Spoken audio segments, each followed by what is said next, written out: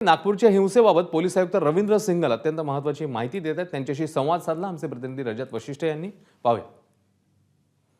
नागपूरचे पोलीस आयुक्त Ravindra single sir आपल्यासोबत आहेत। सर, इथे नागपूरचा मॅप आहे। आज संपूर्ण देशामध्ये नागपूरची चर्चा होत आहे। नागपूरच्या किती भागांमध्ये या कालच्या संपूर्ण घटनांचा पडसाद उमटलेला आहे, परिणाम झालेला आहे? याच्यात आपण जर बघितलं की दोनच पोलीस स्टेशन आहे, ज्याच्यात म्हणजे एक 500 मीटरचा एक एरिया आहे आणि एक जवळपास 250 मीटरचा एरिया आहे किंवा 300 मीटर। त्या भागात नुसते झालेले जे दगडफेक वगैरे झालेली आहे किंवा थोडी जाळपोळ जे झालेली आहे।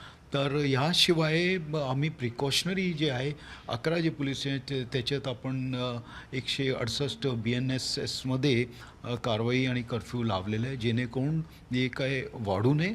आणि तसेच सध्या परिस्थिती शांत आहे आणि कुठलाही याचे नंतर असा काही प्रकार झालेला नाही आहे। सर, किती गुन्हे दाखल करण्यात आले, किती लोकांना अटक करण्यात आलेली आहे या संपूर्ण घटनाक्रमात? आत्तापर्यंत 5 गुन्हे दाखल झालेले आहे आणि त्याशिवाय 50पेक्षा जास्त लोकांना आम्ही अटक केलेलं आहे आणि आमची पुढची कारवाई जी आहे चालू आहे। सर, कालपासून अशी चर्चा होती, तुम्ही पण काल एक प्राथमिक संशय व्यक्त केलेला होता की काही बाहेरचे लोक याच्यामध्ये आलेले आहेत का, अशी शक्यता वर्तवली जात होती। काही व्हेरीफाय झालं आहे?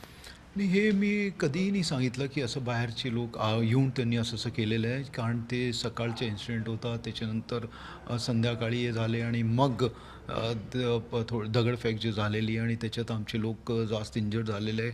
2-3 लोक बाहेरचे होते ते इंजर्ड झालेले आहे।